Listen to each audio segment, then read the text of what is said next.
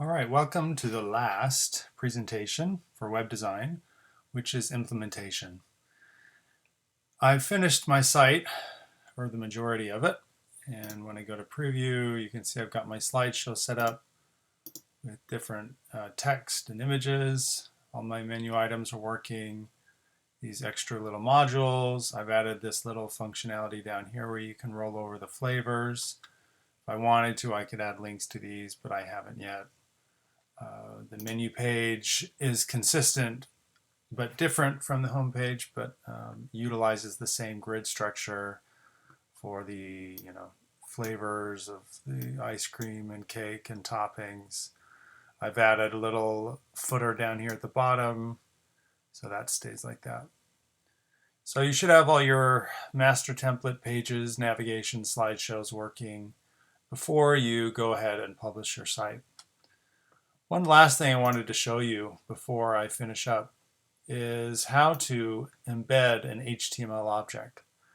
Now, if you go to your widgets library, you'll already see that you have option to add Google Maps, YouTube, Vimeo, Twitterist, Pinterest, any of those little modules you can add straight from Adobe.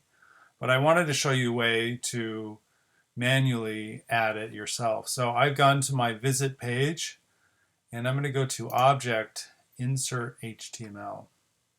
Object, Insert HTML. And basically what you can do now is go to any web page that allows you to embed, like YouTube. If you go to Share, instead of going to the regular Share link, you're going to go to Embed. And this is where you can actually copy this, what we call an iframe. It allows you to put one portion of the web into another website. It's pretty cool, and you can just copy this code and paste it right in. I'm going to go to somewhere on the Google Maps.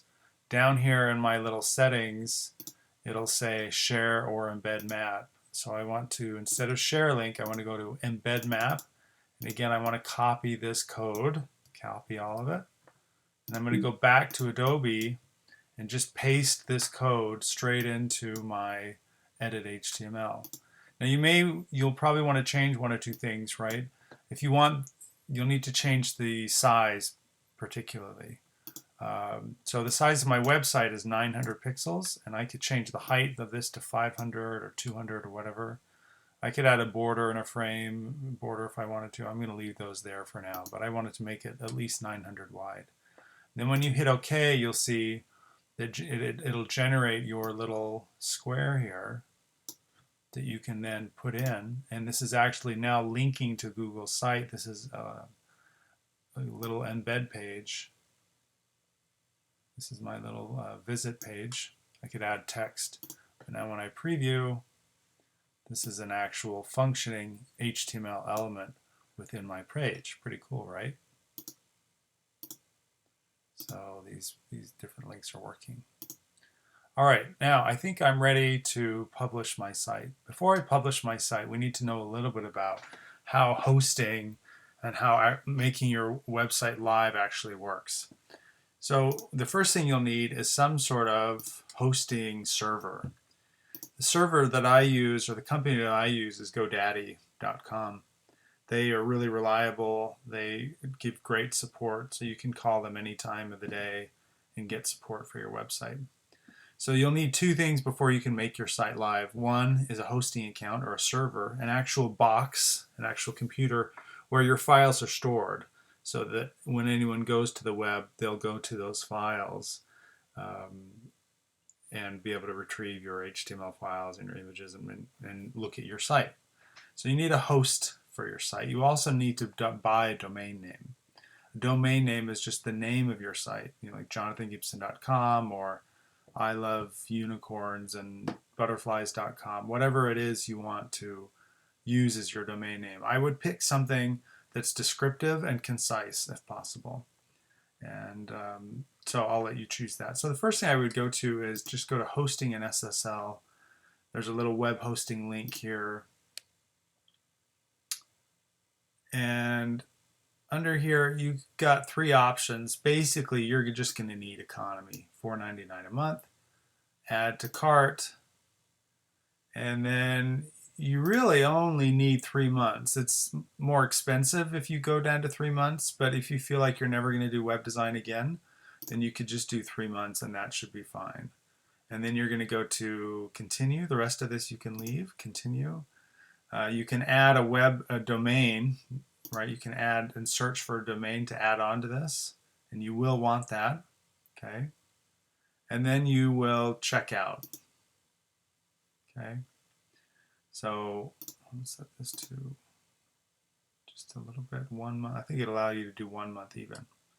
And then you'll check out, you'll add your domain and check out. So you'll need two things again, hosting and domain name. So I'll assume that you'll be able to run through that.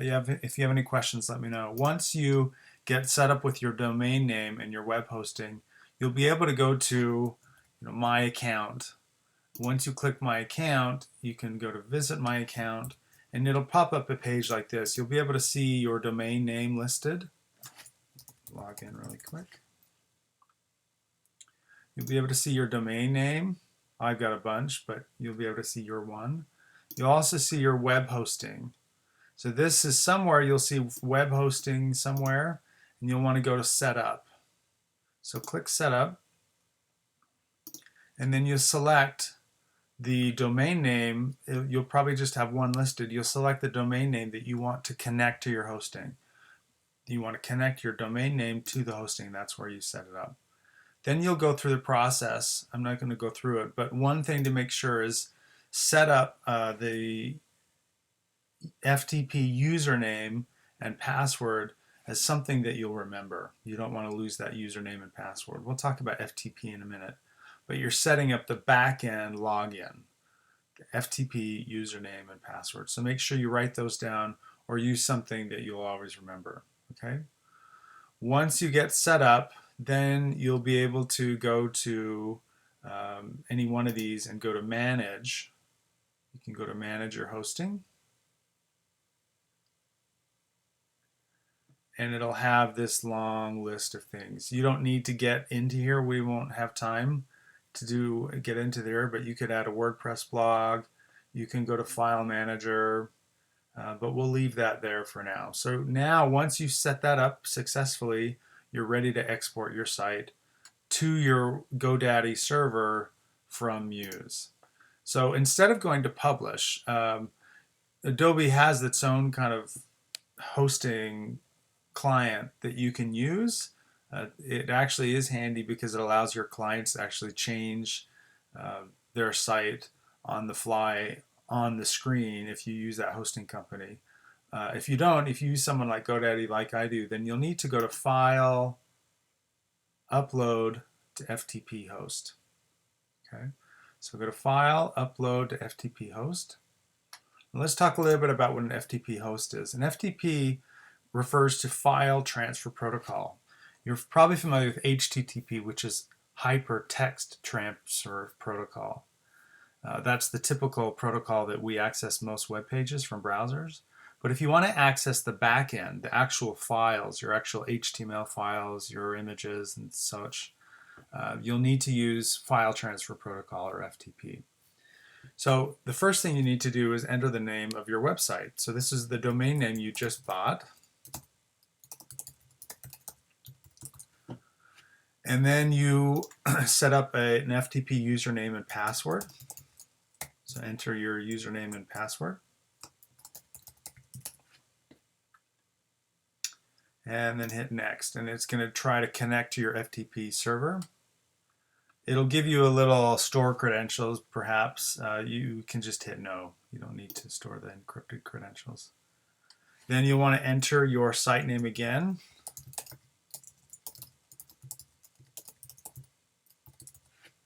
And then the folder on the server. Now, most hosting companies, once they give you a hosting account, it's basically just a set of folders on their server, like it would be on your computer. And for your live site, they're going to give you a folder called public_HTML. This is the folder that your files are going to be kept in. So leave this by default. That's the way it should look. And then you're going to upload. The first time you want to upload all the files. Everything for your site will be needed on the server. If you make updates to your site, certain changes, text, images, whatnot, you won't need to upload all the files, but only modified files. But the first time, you'll need all files. By the way, if you do all files each time, it will rewrite the old files. So be careful. If you want to keep a previous version of the site, you'll need to keep a copy somewhere else. So hit all files, and then hit OK. Now, if you wanted to put it in a subfolder, like a separate folder within your file, then you could add a // That's what // mean. You could call this my site, for example. Okay. And I'm going to actually do that because I don't want it in my main folder. I'm going to put this in a folder called Web Design. But you're going to put yours in the main public _HTML. Maybe I'll just do that so you have it. Okay, so I'm going to hit OK. And then if that connection is successful, it will upload your entire site folder, site files, HTML files, images files, all those. It'll embed all those fonts and connect all those, and it'll upload that to your FTP server so that you can access it now.